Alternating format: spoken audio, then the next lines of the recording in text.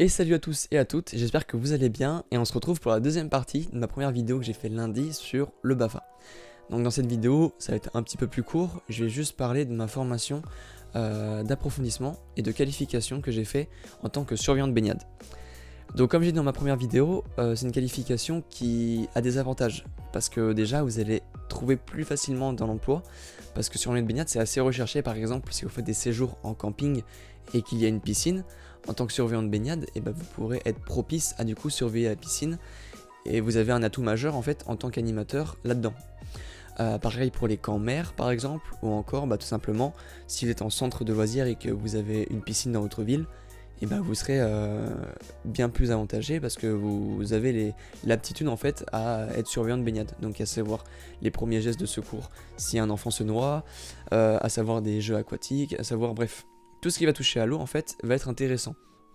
Et tout ce qui va être centre de loisirs et séjour vacances, en fait dans les 3 quarts des cas ça va toucher à l'eau, que ce soit comme j'ai dit par les piscines de la camping, par la mer ou par les piscines de votre ville tout simplement. Donc voilà en quoi c'est un avantage déjà. Il y a également d'autres choses, c'est que des fois vous allez être payé plus cher en fait à être surveillant de baignade, comme j'ai dit. Comme vous serez le seul à avoir des aptitudes de surveillant de baignade, et du coup vous allez avoir un gain supplémentaire sur votre salaire. Donc là je vais expliquer en fait en quoi consiste surveillant de baignade. Donc moi je l'ai fait chez les CMA comme ma première formation, et ça a duré 8 jours, du coup de samedi à samedi, et là j'en sors tout juste, en fait je l'ai fait samedi dernier, et voilà. Donc en fait vous allez être une semaine à vous entraîner dans la piscine, donc moi j'allais à la piscine tous les jours, 2 heures par jour, et je m'entraînais du coup à avoir les premiers gestes de secours, à pas m'épuiser sur la longueur, à savoir nager, bref les techniques, alors que de base moi je suis pas du tout un nageur, et au contraire je n'aime pas nager, voilà c'est quelque chose qui ne m'attire pas, donc voilà. Alors il y a différents tests pour avoir ce SB, parce que oui vous pouvez payer mais rater les tests donc ne pas l'avoir. Donc il y a un 200 mètres nage libre, donc sans chrono, avec une nage ventrale, donc soit en brasse, soit en crawl. Il y a également 25 mètres aller et 25 mètres de retour avec un mannequin, du coup vous portez et que vous devez tracter jusqu'à 25 mètres en fait. Donc ça c'est assez chaud, pour moi c'était assez compliqué pour moi, même si je l'ai réussi au final.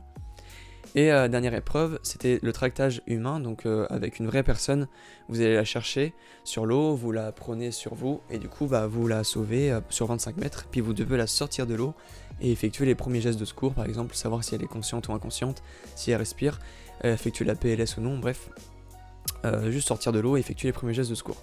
Donc voilà pour les tests, qui sont peut-être comme ça compliqués, mais en fait, une fois que vous allez avoir les techniques, ça va être assez simple de comprendre, et du coup de faire ce que je viens de dire.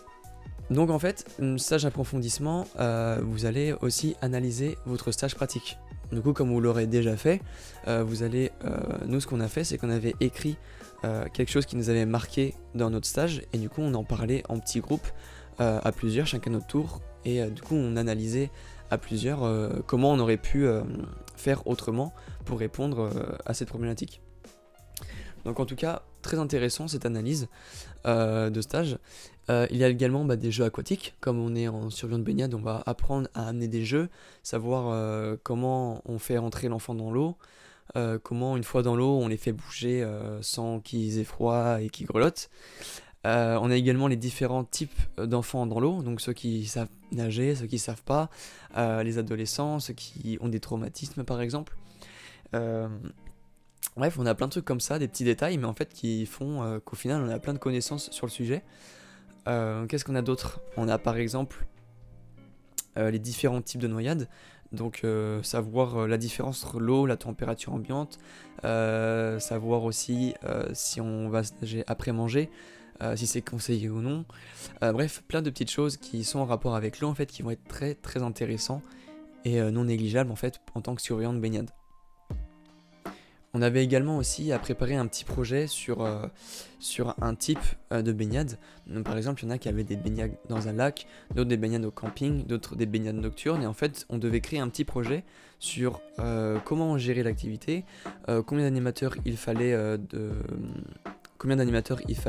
pour un nombre d'enfants, qu'est-ce qu'il fallait prévoir pour une sortie au lac, bref, en fait on voyait tout ce qui touchait à l'eau, c'était vraiment génial. Et j'en ressors du coup avec plein d'informations qui me seront utiles pour la suite.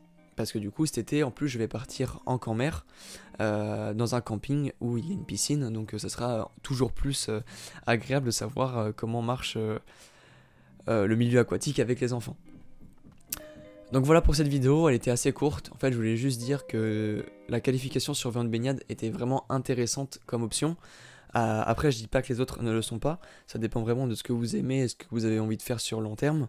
Moi, je sais que je veux pas être animateur sur le long terme, donc je voulais prendre quelque chose qui m'avantageait directement.